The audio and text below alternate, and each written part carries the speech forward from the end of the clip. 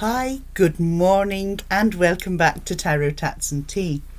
Today I'm going to share with you some of decks that I purchased many years ago, and to be honest they haven't been out much because I keep them purely for a historical reason. They're part of tarot's history, as are all decks, but these are sort of museum standard replicas that I purchased, oh my gosh, I want to say about 6 years ago, and I like to keep them here. I do take that on the rare occasion and I look through them, I mess around with them, and I enjoy them.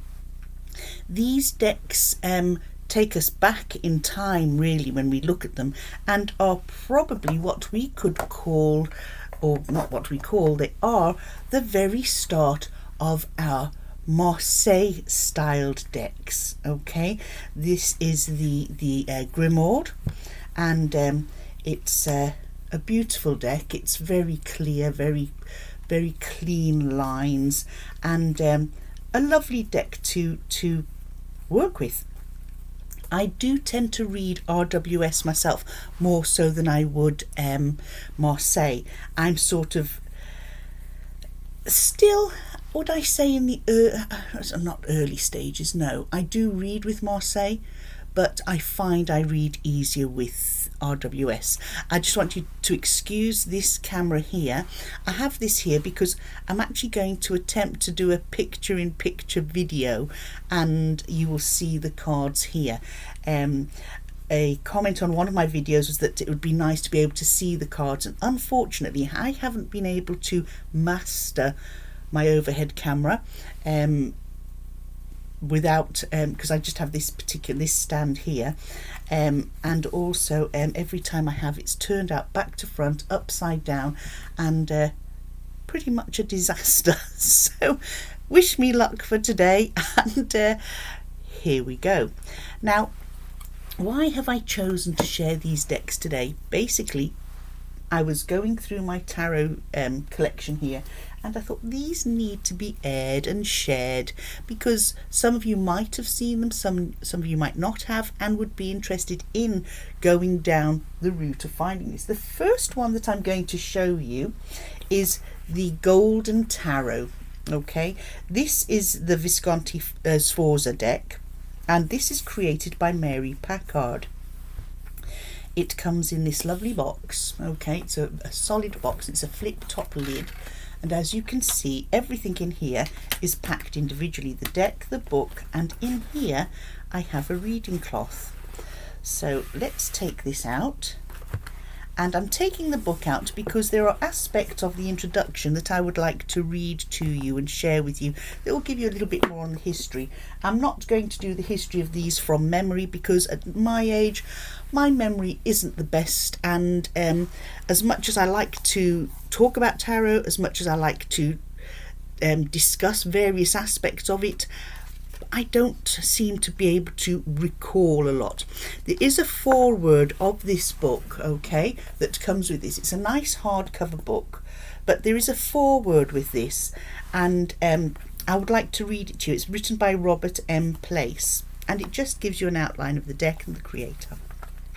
So this is the box. You will see it differs in size to our standard tarot hugely, okay. Those are the two boxes. This is the Grimoire and this is the Golden Tarot. And let's get moving, shall we? So I'm going to take this one out here, and straight away you can see that sort of very rich, elegant design just on the backs.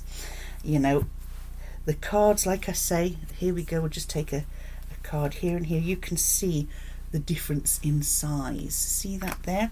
Sorry if I keep looking away from you and looking up at this, just double checking that I'm getting it all within the frame, otherwise it'll be another major mess. So as you can see, that's the difference in size. Now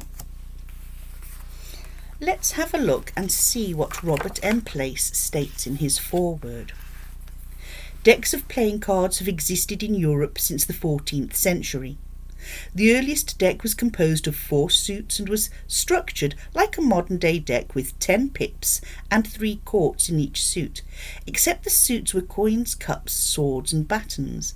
In Renaissance Italy between 1410 and 1442, 4 queens and a 5th suit, composed of a parade of mystical enigmatic figures, were added to this deck, and the tarot was born. Since the late 18th century, occultists have considered the tarot an indispensable part of their magical equipment. To provide it with what they considered to be a suitable ancient pedigree, they made up numerous spurious histories and associations for the deck. It was given an origin in ancient Egypt and said to be the creation of ancient Kabbalists or of Egyptian priests under the guidance of the mythical sage Hermes Trismegistus. Not all of the insights of the occultists were wrong, but these assertions are false. At their worst, the occultist associations have become a wall of confusion that blocks one from appreciating the mystical heritage that is preserved in the deck. The closest we can come up to an appreciation of the tarot's authentic tradition is to contemplate the oldest existing cards. All of the early examples are sumptuous miniature works of art composed of paint and gold leaf on heavy paper and designed by artists for noble patrons. All of these decks are missing cards. 15 of the existing decks were created for the Visconti family, the rulers of Milan. One of those decks, the Visconti Sforza tarot, which is this one here, has the distinction of being the most complete of all the earliest decks. Here we can see for the first time a deck with a fool and 19 of the 21 trumps that are now considered standard. Only the devil in the tower are absent. In fact, in 1499, when Milan was conquered by Louis XII of France, the Tarot of Milan became the model for the French deck known as the Tarot of Marseille, which was later discovered by the occultists and came to be considered the standard for the world. In the Golden Tarot, Mary Packard does an excellent job of reintroducing the Visconti Sforza tarot to a modern audience. She provides insight into its history and symbolism and has an appreciation for its beauty and for its usefulness in divination. Once again, we can see that the tarot expresses a timeless mystical philosophy which is which is an inheritance that we cannot afford to lose. And that was the foreword by Robert M. Place. Now, in this book that comes with this deck, what I like about it, it breaks everything down. Here we start with the history, and you can see this beautiful artwork. You know, the artwork in this alone is gorgeous. Okay, so in the contents, the foreword, the history, the divine tarot, the road to wisdom, the trumps, the 4 suits and the tarot journey, then acknowledgements and further reading and photo credits. So as you can see, this is just sumptuous. It really is absolutely candy for the eyes. And then it goes on to tell us all about the family ties of the Visconti Sforza family and the history, how they became the soldiers of fortune. And here we have the wedding of Francesca Sforza and Bianca Maria Visconti. And that was the Sforza, the Visconti Sforza tarot. This tarot deck originally was created. The Viscount couldn't have children. And then after many, I think he had numerous wives, but then he was lucky to have a daughter and he doted on her. And so rather than going and having a portrait done or something else done, he decided to have this deck of cards created. And a lot of these cards are based on the portrait of this young Bianca Maria Visconti. Now, Bianca and her father were really close. They were best of friends as well as father and daughter. And the man was ahead of his time in a sense, because he allowed Bianca to don the armour and go to war, you know. And then we can see here, you can tell by the hairstyles that, you know, it's the same, based on the same person. we still have our pip cards, and here again she's portrayed in the deck in many different roles. Okay, that's some tower card, isn't it? It really is some tower card, that. And the devil card, look at this. And here we have the people that are, you know, held in the devil's clutches. But what I like is they have the same face, but they are male and female, but they have the same face, which begs you to ask the question, is it the same person, but the father's had this art, you know, created so that she's pictured both, you know, as the male and female person there. You know, we can see here that a lot of these images are pretty much the same person. This deck is absolutely stunning. The gold border, the red border, and the image inside. They are very, very long cards, very tall cards, as you can see. I love big cards, I really do, as you've heard me say many times on various videos that I've done. But here we're looking at some of we've got our strength or force there, and here we have our le pendu, or the hanged man.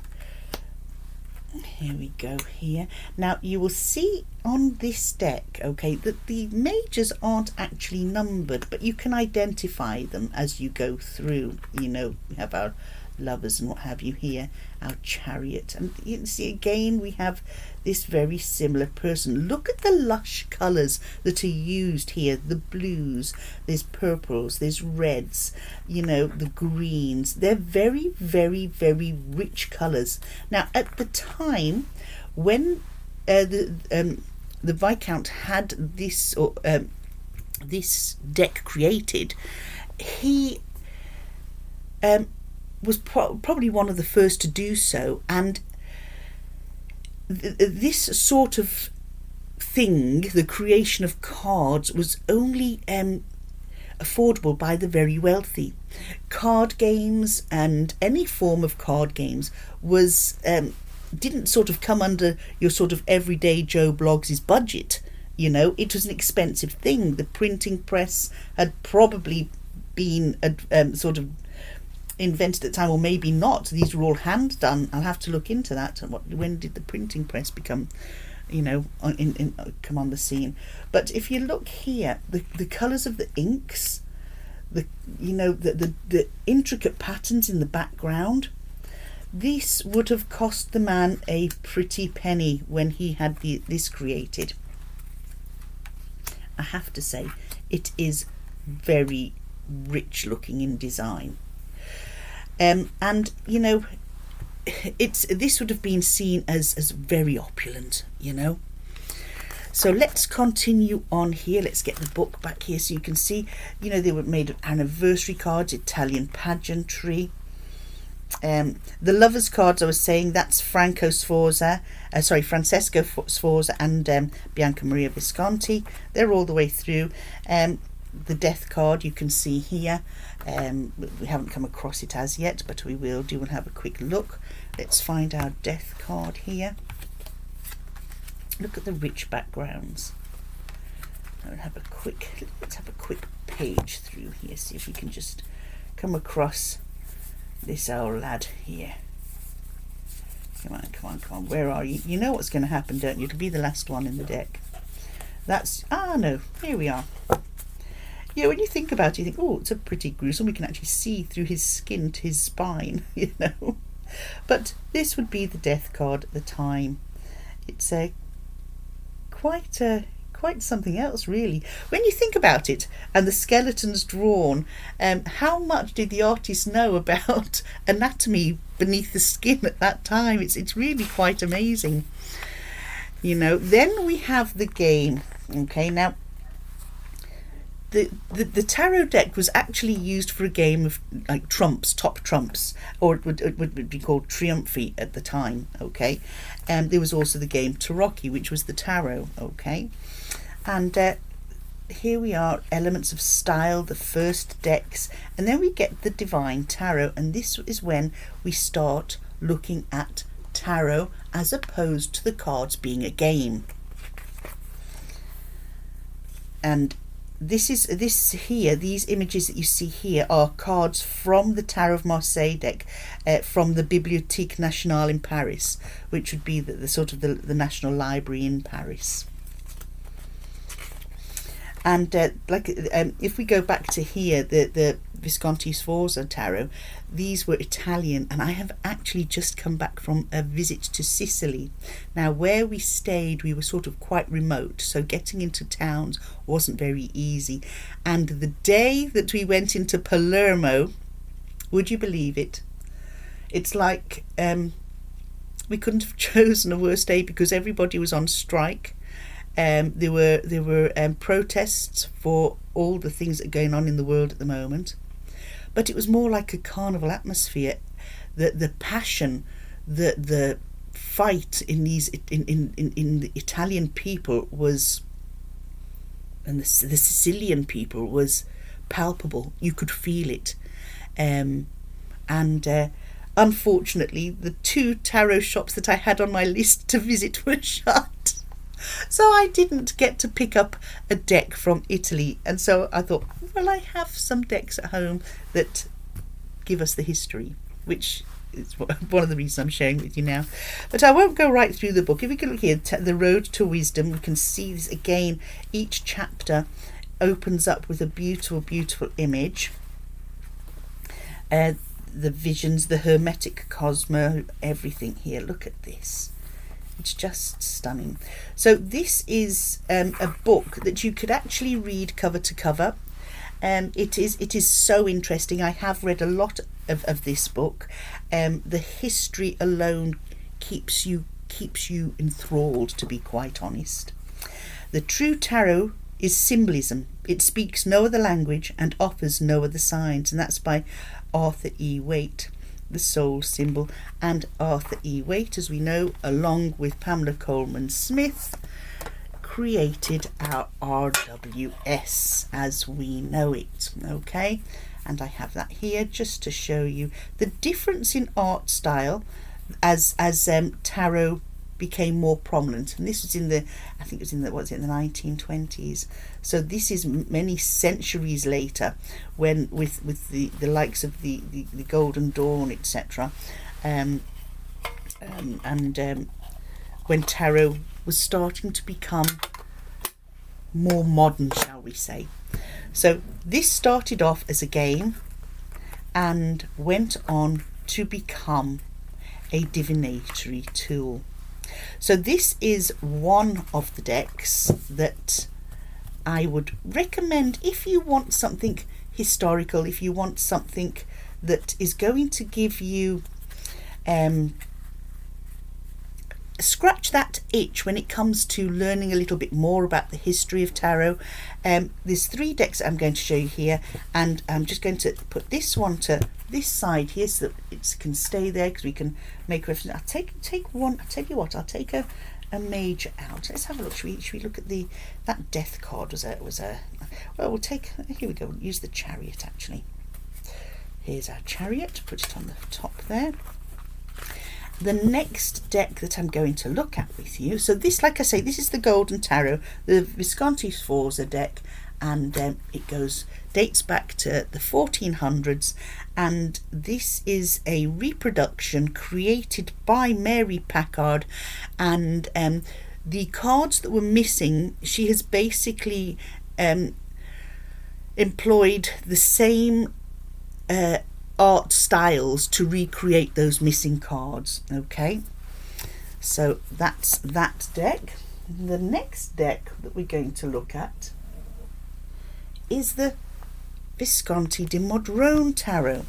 Okay, now this is the tarot deck of the Renaissance courts, and this is restored by Mattia de Auge, Auge, and it's printed by Lo Scarabeo, published by Lo Scarabeo. Again, this is a museum quality, and it was created in Milan in around 1442 to 1447, and it's the tarot deck of the Renaissance courts. And this here is, well, the only way to say to label this is stunning. It's absolutely stunning. Now this is bigger again than the Visconti Sforza, as you can see, and that's a huge deck. Let's just go back and take our standard tarot size card, and there we have it, the 3 different sizes there. Okay, and let's go back here, pop you there. There's something about this deck that my eye was first drawn to when it was shown on a channel a good 6-7 years ago by Simon from the Hermit's Cave and by Jessie. Jessie created the where's my deck here? Jessie created this deck here. It's the Crystal Skulls Tarot, and Jessie and Simon are actually doing a collaborative video. I'm sure it was a collaborative video, this is the tarot deck they discussed, and I had already had the golden tarot. Sorry, just pop this back there. I already had the golden tarot, but when I saw this I thought, oh my gosh, this is just another beautiful one to add to my collection. Now this book here again goes into the history. Okay, I'm just going to move that deck to one side a second and look at the book. And this one, it's half English and half in Italian. And I'll just have a read of the first couple of paragraphs here. The Visconti di Modrone tarot deck, also called the Visconti and Carey Yale, is one of 3 surviving hand-painted tarot with Visconti heraldic features, together with the Brera Brambilla and the Coglione Baglioni, so-called the Visconti Sforza, and the Pierpont Morgan Bergamo. The Visconti di Modrone family sold these cards to Melbert B. Carey Jr., whose widow Mary Flagler Carey subsequently offered them as a bequest along with the rest of his collection to the Yale University Library, where they remain today. So this is another Italian family. This is the Visconti di Modrone tarot deck, and because it was donated to the University Library, Yale University Library, it became known as the Carey Yale. Okay, which, as nice as that is, it's not the Carey Yale tarot, it is the Visconti Modrone. Okay, sometimes I don't like it when people say, well, because it's living here, we're going to give it our name as well, because that just annoys me. It's like saying, God forbid, when I die, Elaine Murphy's buried here, but because she's buried here in Arklow, we're going to call it the Arklow Murphy grave. No, don't like it. Anyway, these cards measure 189 millimeters, which is 18.9 centimeters this way, okay, in length, by 90 millimeters, which is 9 centimeters across. There you go, they're the same size as that page. Well, same height as that page.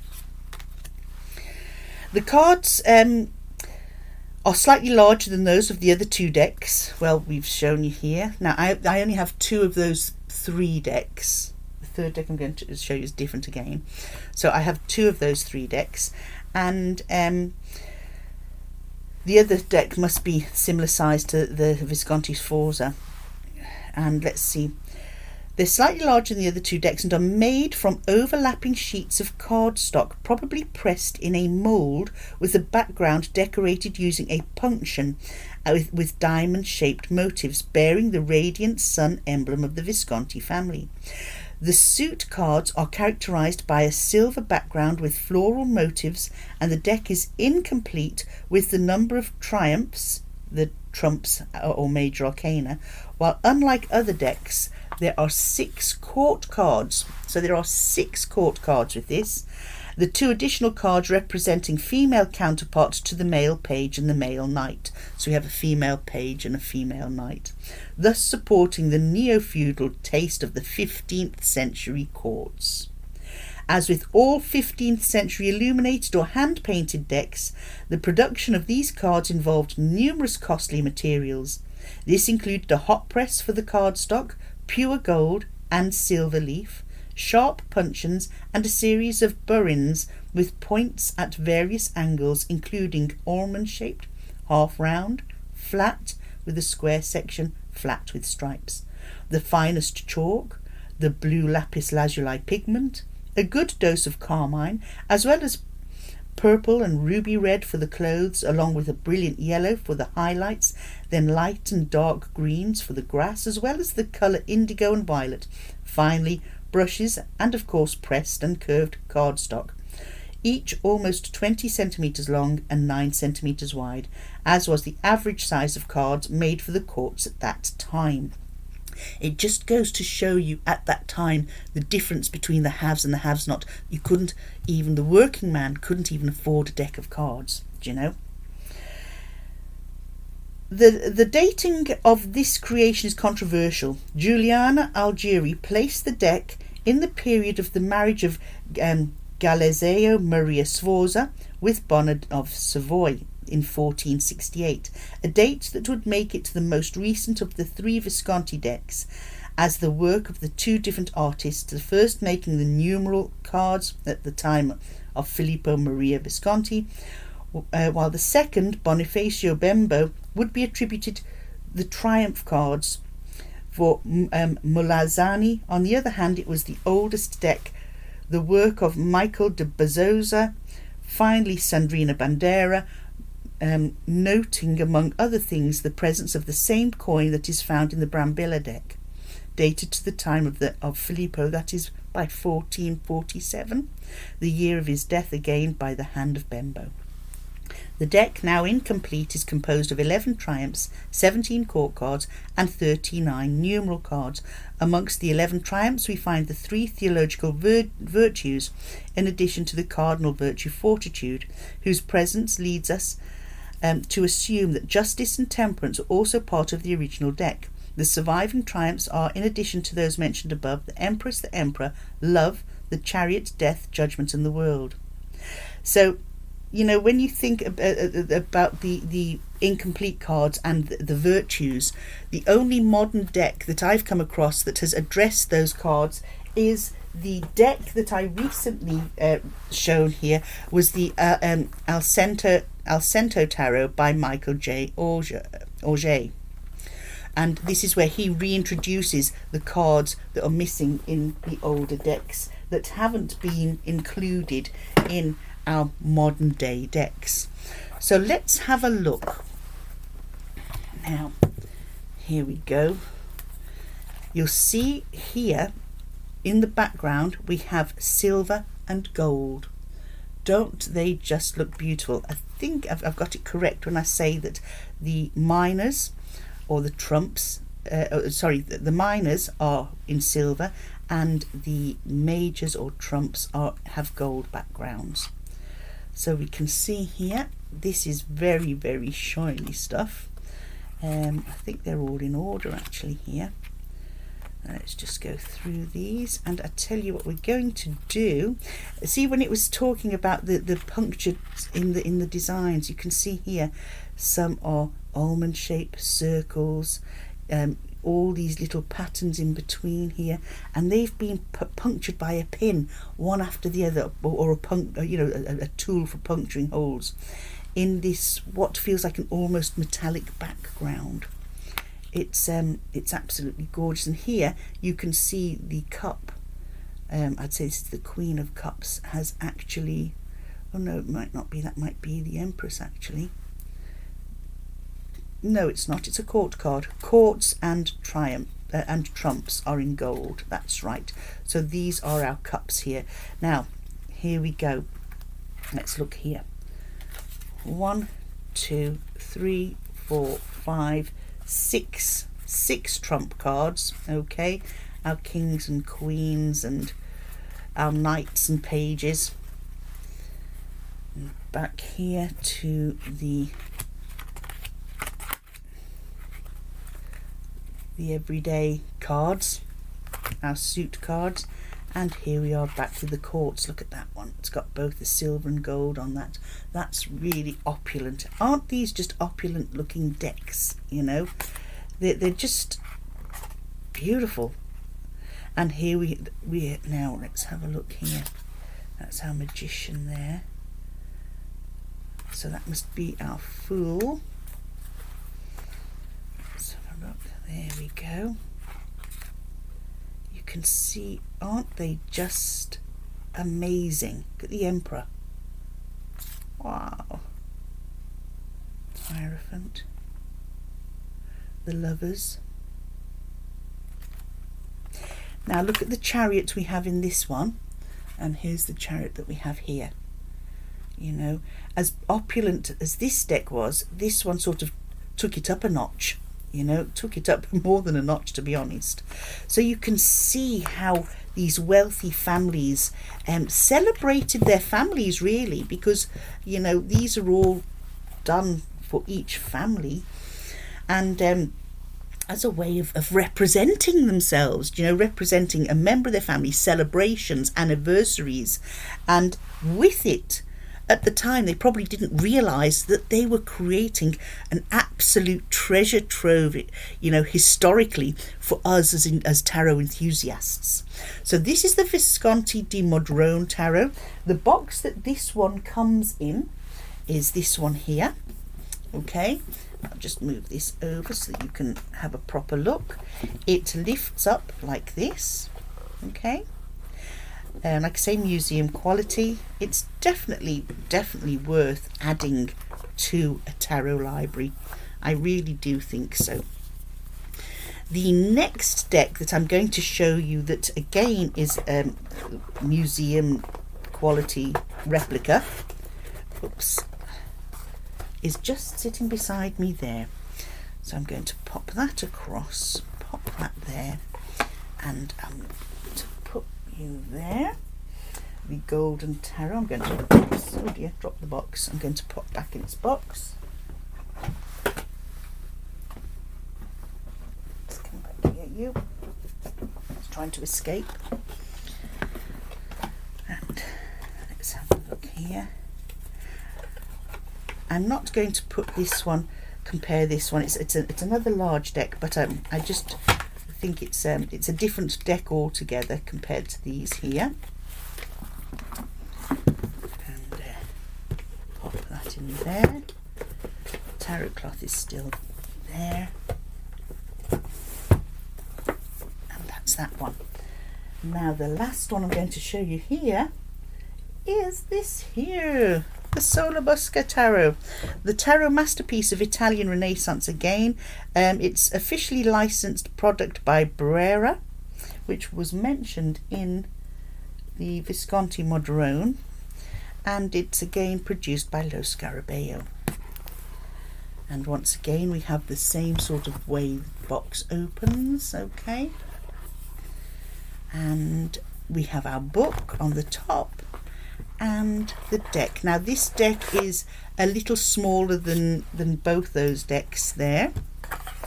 We have our title card. We'll pop that box over there for now, and let's take a peek at this. Here we go. This is the back, our dotted backs. We'll just push it to one side, have a look in the book. Museum quality Sola Busca tarot. I do have a large book on the Sola Busca tarot. It's on my library there. I'll have to dig it out. But it's I started reading it, and to be honest with you, it's a little bit heavy going for me. So the Sola Busca tarot, this precious tarot deck, previously belonged to the Marchesa Busca, born Duchess of the Serbelloni family and married into the Busca family. It was acquired by the Italian Ministry for Cultural Resources and Activities in 2009, so it was only acquired very recently, and assigned to the Brera Gallery in Milan. It is a deck of 78 cards measuring 144 millimeters, which is 14.4 centimeters, and 78 millimeters, which is 7.8 centimeters. It's illustrated in the antique style. The cards were lightly engraved in copper, as strokes of the bowing can be clearly seen through the superimposed colour, where traces of the lines are clearly visible. Leopold Cisonara in his work in 1831, Memoria Septanti alla Storia della Calcografia, which is memoir to serve the history of intaglio printmaking, wrote that Abbot Zani had told him he had seen the same edition divided into 2 gabinetti in Naples.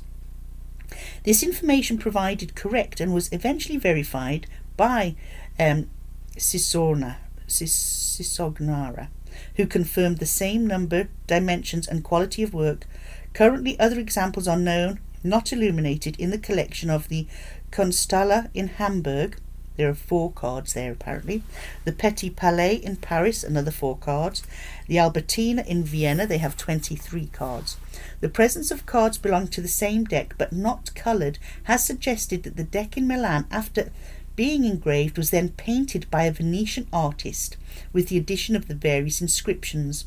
The result is a deck where the number of cards divided into triumphs, number cards and courts is identical to the known standard structure of today's, which is 22 triumph cards, major arcana, and 56 number and court cards, our minor arcana. The year of the pictorial intervention has been deduced from the text that appears on triumph number 14, Bocco, Permasalda Santo Veneto, written in the year around 1070, which would correspond to 1491, given that the Venetian era begins in the year 421 of the Common Era and not from 453, as was believed in the past.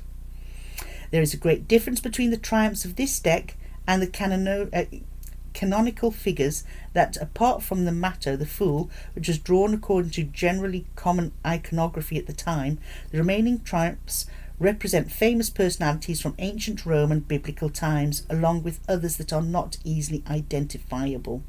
This follows a backward-looking tendency and can be seen from the cycles of famous men of the 14th century. Among the ancient Romans there is Mario, probably Caius Marius, which is the trump number 4, Deotavro, Deotaurus, which is card number 7, Neroni, and so on and so forth. So you can identify some of the cards by historical figures from Italian history of the 1400s, the 15th century. Among the historical personalities described in the Bible, Nembrotto can be recognised as which is card number 20, can be recognised as Nembrotto.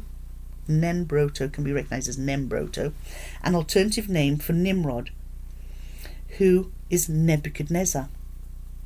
Meanwhile, the others, according to the historians at the Barrera Gallery, where an exhibition was held for this deck in 2013, have uncertain identities for the rest of them. Okay, so regarding the court cards, the role of the King of Swords is assigned to Alexander the Great, while the other cards, various famous persona can be found, such as King Rex Philip, the father of Alexander, on the card of the King of Coins, Helen of Troy as the Queen of Coins, and Olympia, mother of Alexander, as the Queen of Swords.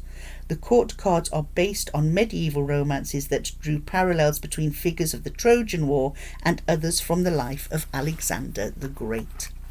So I won't go on too much. The book goes on and tells you all about the cards. Again, it's in English and Italian, and there's not a lot to read in that, but the other book that I got on the Sola Busca was like, I had to put it down because my brain was being completely and utterly fried, if the truth be known. So let's turn over and have a look at some of the art. You can see the difference straight away to the two other decks I've shown you, the Golden Tarot and the Visconti Modrone Tarot. And again, it's dated by the style of writing that we see written on the cards. There's also other symbols hidden within the deck here. Look here. Right, it's quite beautiful. Again, very rich colours. We've got the writing here on the cards. You know,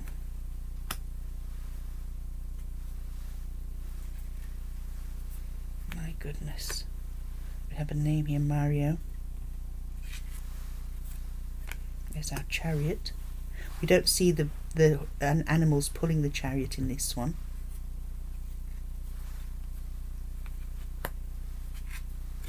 The art style is completely different, isn't it? Holy God, that's a bit vicious. Do you know, I haven't looked at this one for a long time. I'd forgotten about this. That's where a baby's being pulled asunder and looks like thrown on a fire. I'll have to look into that card a bit more. Wow. See, of course, if this is based on historical figures and their behaviours at the time, you're going to get this sort of thing on here, you know. Look at that. They're just stunning. They are stunning to look at. They do sort of give you a little bit of a shock, you know.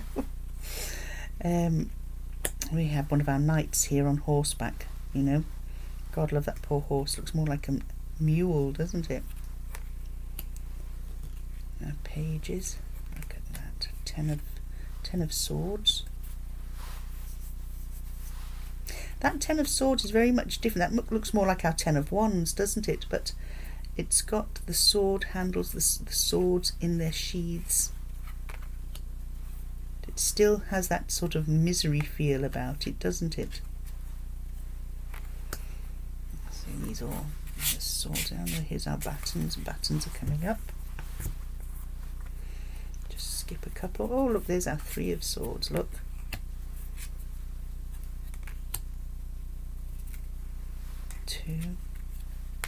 That ace. These are the wands, the battens.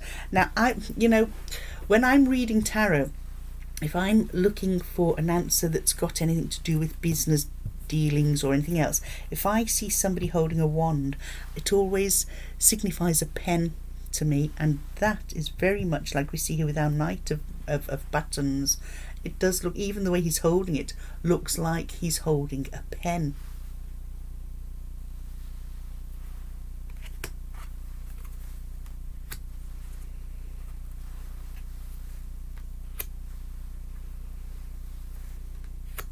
They're fascinating, absolutely fascinating. And here we have, again, this could be an inkwell with pens, you know, for the wands. It's just my head, the way I think. It's a little bit different.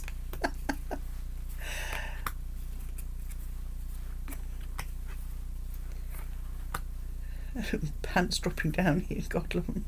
This is our six of wands, and that's usually triumph and overcoming stuff, but this poor lad looks like he's losing his drawers, all right. Look at this. Quite amazing. Some of them are pretty gruesome looking, you know. Let's just flick through these now and have a look here at some of our. Oh, look at that. It's quite amazing. I know I keep repeating myself, and I do apologise. Thinking out loud is quite one of my faults. The cups here, the chalices, remind me of the urns I had, gardener urns that I had number of years ago.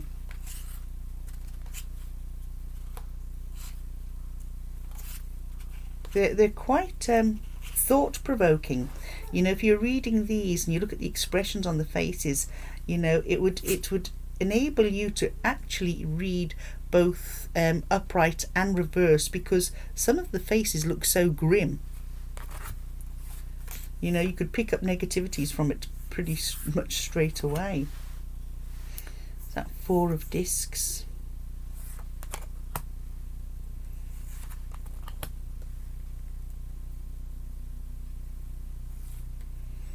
There we've got our 7, but that looks more like the 8, doesn't it?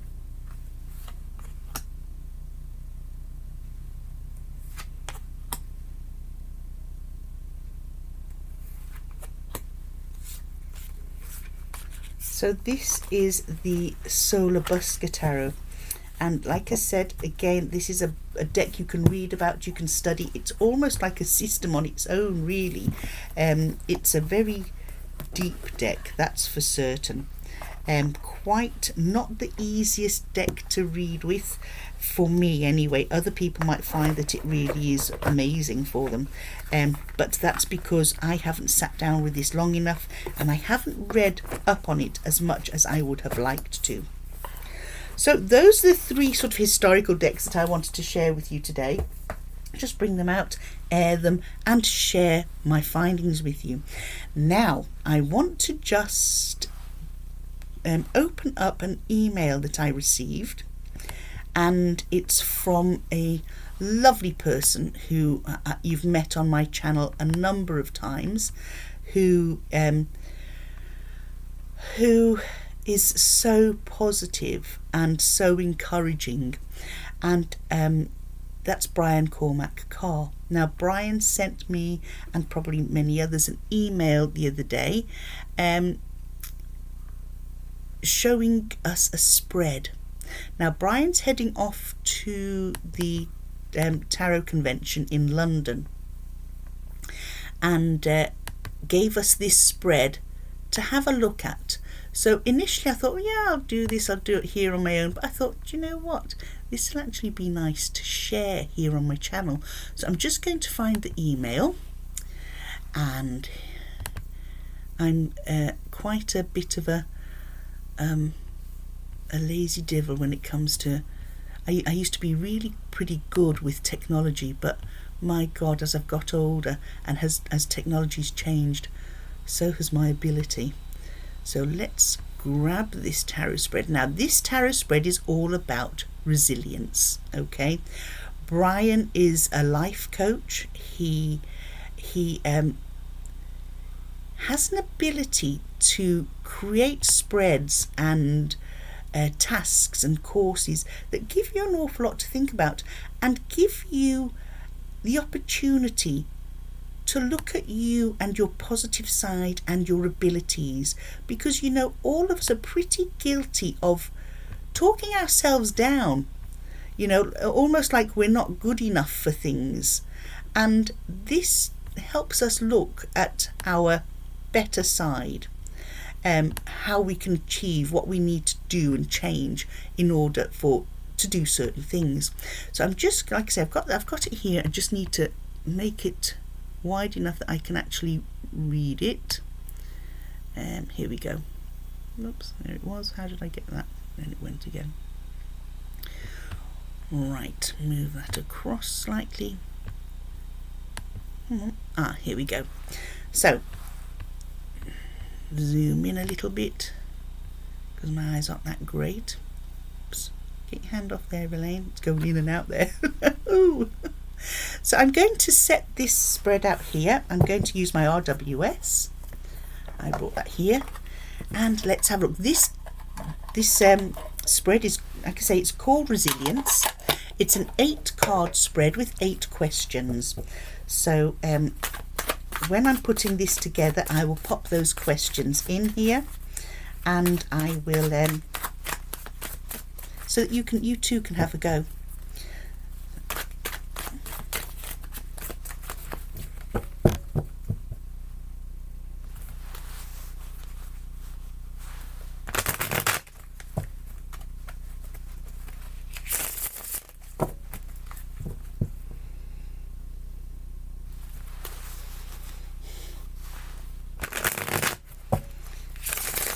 Right, so 1, 2, 3, 4, 5, 6, 7, 8. Now before I start, we all read our cards differently. We all put our own interpretation, including the historical meaning, but we can all pick something different out. So if I'm reading these cards and you think, well, I would have read that differently, please feel free to put it in the comments below, so that it not only not only do I have my own interpretation, but I can add your interpretations too, making each card more deeper than I have maybe read it. So we start here, cards 1, 2, 3, 4, 5, 6, 7 and 8.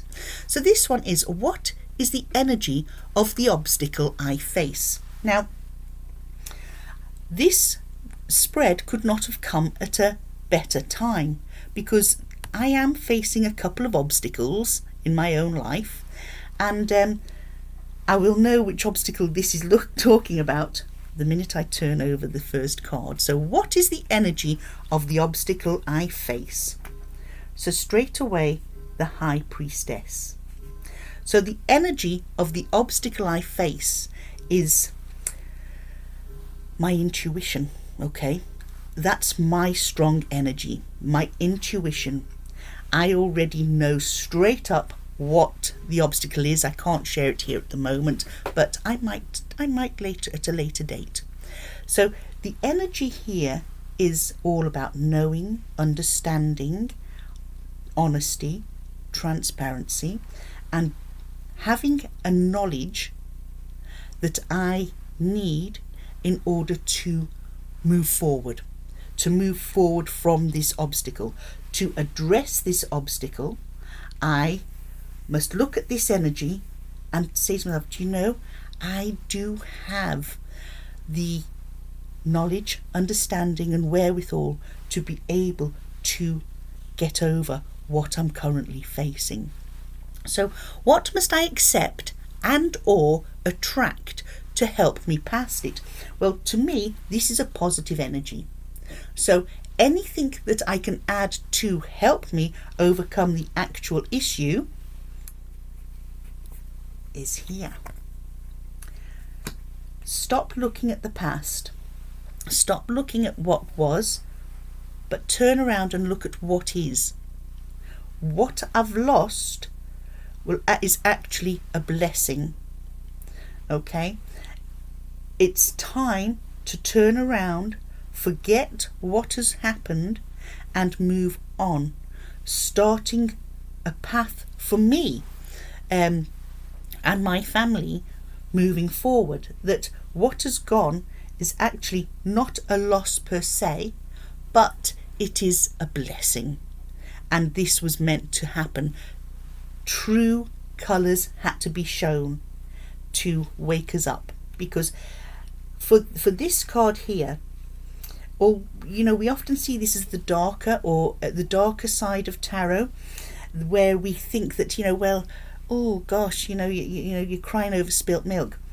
No, I'm actually, this here is, true colours were revealed and it hurt. So look at the honesty and the transparency in others that I have with me, supporting me. So I need to attract and harness and accept that this was not serving a good purpose. This was actually causing me to feel like this, and this is what's lifting me up. What must I change and or release to help me past it? Break free of the manipulative chains and behaviours and attitudes. Break free both emotionally and psychologically from those that were very much leading us up the garden path with a lot of deception, lies and manipulation, coercive control. Coercive control doesn't just have to be in a relationship, in a household, but it can be somebody in a community who's operating, pulling the strings of everybody else. It's time to break free. Breaking free, realizing that this here was no good for me, and that the people that are supporting me and listening to my intuition will make this journey so much easier. And where must I focus in order to move forward? Focus on that breaking free, charging off, cutting those chains, using that night to say, hey, I am now on my path. I'm doing more for me, I'm learning more, I'm communicating clearly, and everything I say has transparency and honesty, and I'm going to cut this manipulation out. It's not going to happen anymore. What helps me show up as my best self? So what actually does help me show my best self? Okay, the Ace of Pentacles. And you know, the Ace of Pentacles is all about growth. Okay, it's about growth in the seeds we plant, the way we handle everyday situations. This is the material side of tarot, the earthly side, not sort of communications per se, but this is how we nurture, how we respond to others, the helping hand of kindness, helping ourselves and others grow. Pretty much like the gardening, how we plant and see our garden grow, how we portray ourselves with our personalities, with our gifts and talents, how we share that helping hand of kindness with others will help me show up as my best self.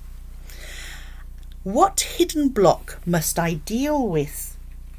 The hidden block that I need to deal with is walking away, forgetting the past. Not so much forgetting it, learning from it, but moving forward on my own path with my support, and turning my back on what no longer serves me. Okay, forget eventually what's gone on, learn from the mistakes I made.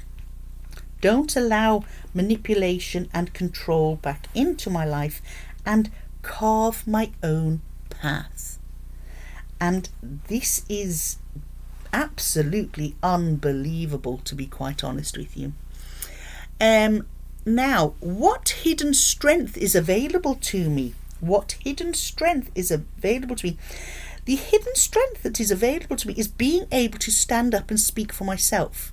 I might have voices shouting out against me.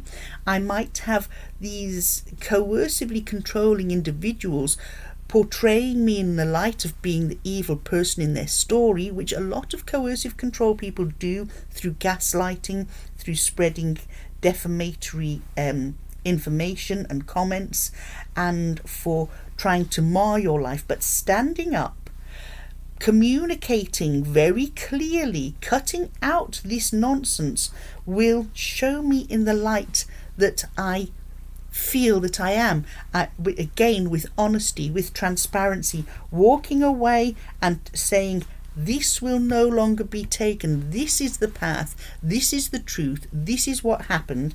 And these people here that are following me are not here necessarily against me. These people here that are following me are cheering me on in support. They're with me all the way. They're helping me to communicate. They're witnessing what's gone on, and they are there in support. But I am the mouthpiece, shall we call it? And then, who or what is my ally? Who or what is my ally? My ally is not necessarily something physical. My ally is my ability to move on. My ally is my strength, as well as the strength I gain from those that support me, but my own physical and mental strength to put to bed what has happened and move on, carving that route for myself, going from troubled times into much calmer times, into a life of peace, of growth, of understanding and knowledge, of looking at the support I have, cutting the ties to the manipulation and to the unpleasantness, turning my back on what no longer serves me, carving my path, standing up and speaking for myself, representing myself in honesty and in justice, and finding my peaceful place. Finding my peaceful place. So my ally is communication, the support I have from others in helping me move away, not move away physically, but mentally and emotionally from the pretty traumatic times that have gone on, and finding much calmer, peaceful times. This is a spread that quite frankly tells the story of what has been going on. Obviously names, situations, actual stories cannot be told here because this is going through the courts, and basically if I follow this and trust in myself and my strengths, my abilities to go forward, trust the people that are supporting me, trust my strength to cut ties, to turn my back on what was and go with what is, and my intuition, my knowledge, my understanding, and my growth. All of that sort of collected together will be my allies, my strengths, my the things I have to change, particularly the changing of looking back.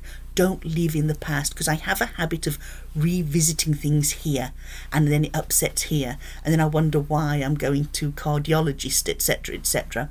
Things that I need to change. You have to cut the devil out. The devil is in the behaviours that have been meted out in our community of certain people that will no longer be tolerated, that will not no longer, will never be tolerated ever again. And to be truthful, to stand up for myself, and to move on, turn away, and allow others, when I'm feeling a little bit low, or if I get those maudling moments, allow others to carry me, to steer my boat, to point me in the right direction. So the people around me, particularly my husband, is my strength. Will is my ally. I see this not so much as in this seven of wands now, not so much as me standing up against the ruling masses, or the lad. This is me leading the way for those who have also been victims of this scenario. Okay, so that's that. As I said, this spread is called Resilience, and quite honestly, it's hit the nail on the head, really, hasn't it? So I will put this up there. I'll, an 8-card spread, 2 lines of 4. I'll just pop the questions in the comments box, not the comments box, the description box.